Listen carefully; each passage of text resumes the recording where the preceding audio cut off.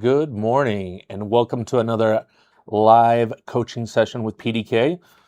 I'm your host, Gus. Remember, there is a 30-second delay when it comes to these videos, so if you are asking questions actively on the chat, I'll get to them, but at the end, we'll have a Q&A as well.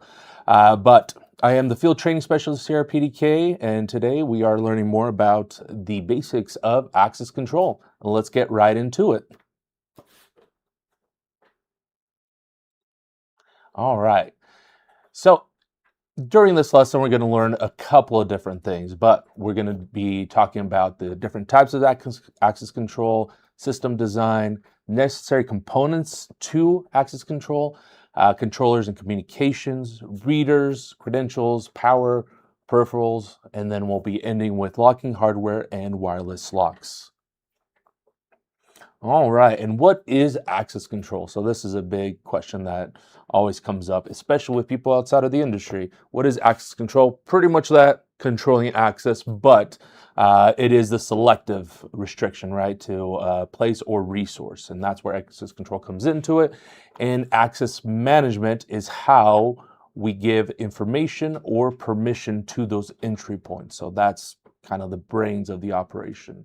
And the act of accessing is just that. It is entering or using that authorized credential to gain access to a place or a resource. So that is kind of the best way to say what is access control. Different types of access control. We have on-premise systems, web-based system, cloud-based systems. So on-premise systems are just that. They are on-premise. So a system is hosted, software is live, everything is on the premises. And in order to update anything, to troubleshoot, do anything like that, you do need to be on the premises in order to see any of that information. That's why you get the name on-premise. Web-based, everything is done through a system managed through a web browser. So it eliminates the on-premise need and kind of goes further from there. So software is installed in dedicated computers, and then you can do everything there. Cloud-based, though, is the next one. That is kind of the step where PDK likes to live in. So everything is cloud-based. That means it's hosted remotely on secure servers, and then you can manage the software from anywhere via the internet. All right, and then the necessary components for each access control system. You have your software, the main brains of the operation. That is where you put all the information, and that is what distributes the information to the head-end unit. And then the head-end unit distributes that information to the rest of the site. So that is what facilitates the connection between software and the hardware, is the head-end unit.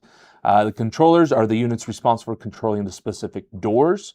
That's where you get, your relays, your hardware being wired into it, your inputs. And so that is a very important part. Then going to readers. So the readers are the input methods of the information. You input your credentials there so that the system can do what it can do, right? That's where the input of the information is.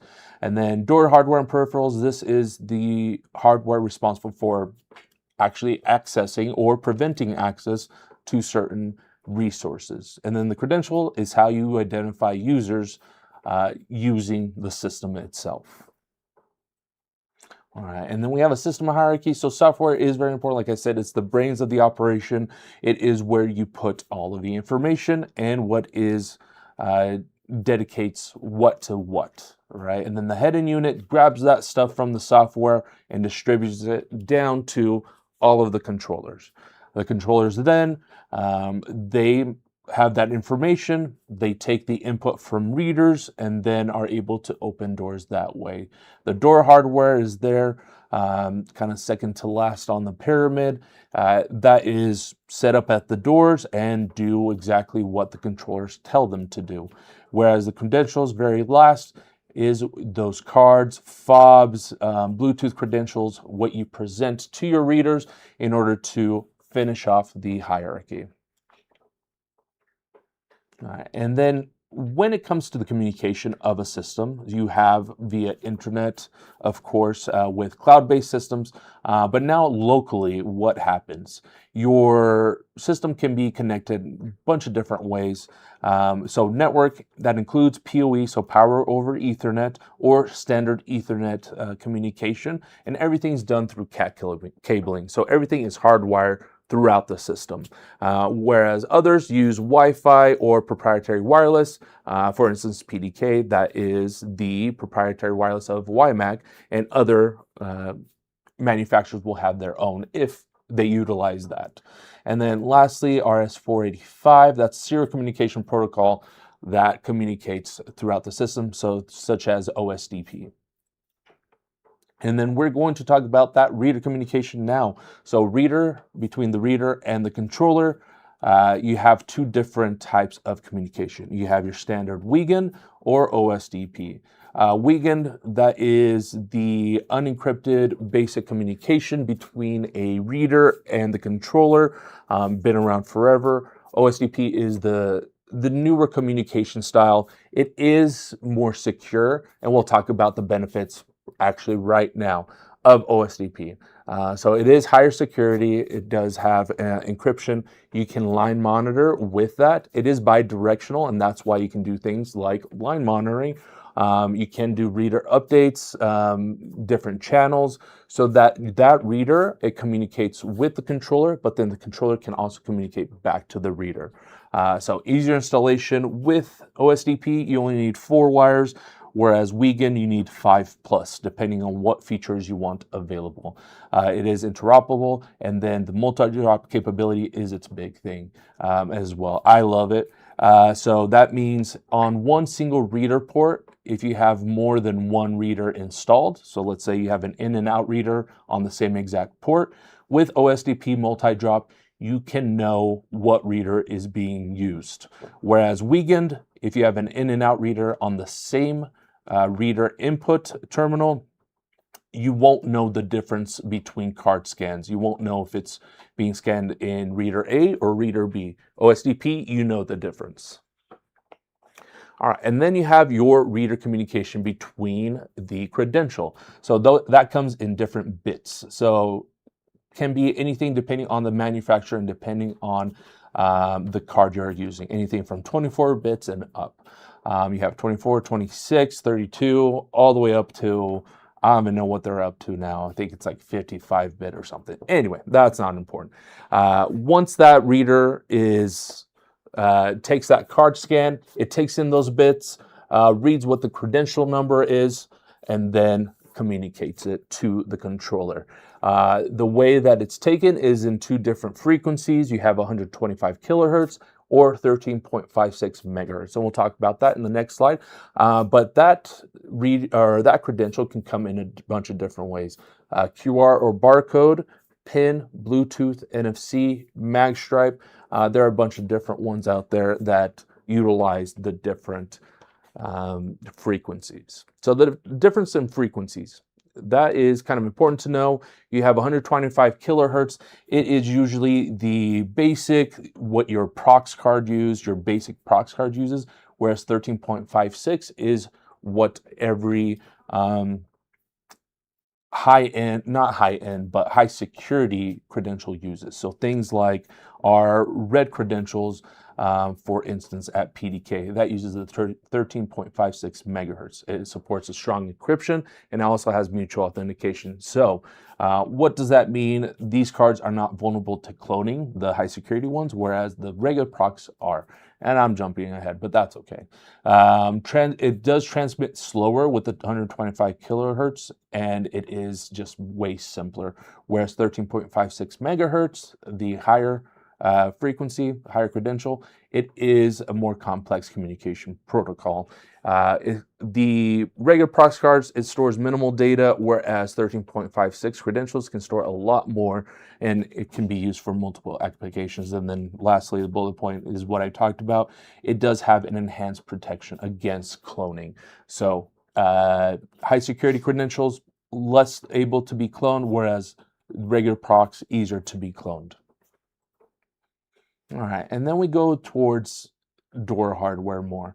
So DPSs, so door positioning sensors, or come in a bunch of different ways. You have your recessed mounts and you have your surface mounts. So recessed mounts, exactly what it's called. It's recessed into the door or the frame, so it's mounted within it. And then surface mount, mounted on the surface of a door or frame. And the way that works, pretty simple, is once that connection is broken, then it allows for a software to know this system or this door is now open or this door is now closed. Pretty simple, pretty easy, but very mislooked. We always highly suggest installing these at every door, even if you don't have an access control system there. If you put at least a DPS sensor, it is somewhat of a step up and sometimes a foot inside the door of, hey, this door is being used more than you know. And then next we are going to talk about our request to exit buttons. Sorry, had some technical difficulties getting there.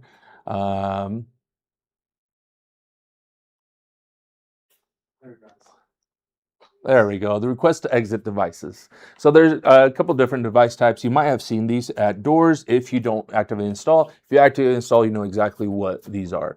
So you have your push to exit. This is where you push a button, tells the system, hey, open up, or it directly disconnects from, let's say, a mag lock to open up a door. Whereas the sensor, same thing, but that doesn't need an active push. Just walking in front of the door will do it. So it's mounted on the secure side because mounting it on the non-secure side would defeat the purpose of access control. And we're going to talk about different types of hardware, locking hardware. We have our fail-safes and fail-secures. Fail-safes, you have the lock that utilizes constant power to remain locked. So things like mag locks usually, they require constant power. It stays locked. As soon as they lose power, it is open, right? And that's where the fail-safe comes into play, that wording. Whereas fail-secure, it needs a jolt of electricity in order to open up. So it utilizes power to unlock. So things like usually strikes, and we'll show you right here on this next one. So maglock versus strikes, commonly known as fail-safe, commonly known as fail-secure. There are special cases, but right now we're sticking to the 101 of it all. So maglocks utilizes that. As soon as power is cut, it can work. It can open up. It is no longer locked. Whereas the electric strike, if power is lost for any reasons or any type of fail happens on the site, it is locked and needs some kind of mechanical release. So anything to retract the latch, that's what will open up. To get free egress, you'll need things like the door handle to retract the latch or something like a push bar. And then maglocks usually installed on the secure side of the door, unlocks when power is lost. So power is always flowing through it and it's always locked. Whereas electric strikes, talked about it, right? So it is usually it's recessed into the door frame, but sometimes you have some that are not, and it uses the relay to send a jolt of electricity or uses that little power in order to open up. And then lastly, another type of hardware, we have wireless locks. So wireless locks comes in all different shapes and sizes and functionality. So you have some that have constant communication, different battery lives, different battery amount, different features, technologies, and builds. Some will connect to access control system periodically, and other ones always remain constantly online. So you can always monitor them usually. That's the biggest reason why they're always online. And then others may connect via Bluetooth or proprietary communication. So some come online sometimes as well with Bluetooth connection. So this is just kind of a quick overview of a access control system, kind of access control 101. What is it, how it looks, and the components needed. And then lastly, we talked about those hardware of how do we open the door, what keeps the door locked. All right, so that was kind of the access control 101 coaching. We wanted to kind of get in on the ground floor, talk about the basics so that we can build people up after that. So next we will be in the live coaching session. After we'll talk about the, I'm pretty sure we'll be talking about software. Right now, let me check. I'll pull out my computer, see if we have any questions pending. Let's see, we did get something from Mike Jones. Love it when you guys have these PDK live access control trainings. Sessions are a great way to get people familiar with the platform and confident using it on the field. Completely agree. That's why we keep doing them. We love doing them, but we love to see the reactions of people that we see on the field, and that's why we like pushing these and always having them monthly. Access control can be a little bit of a headache to some that are just starting out, and we definitely want to help train and help educate everybody on that. All right. If there's no other questions, thank you for joining us. Hopefully you enjoyed that and got something out of it. If you have any other questions, please contact us, and we would love to hear from you. All right. Have a good day.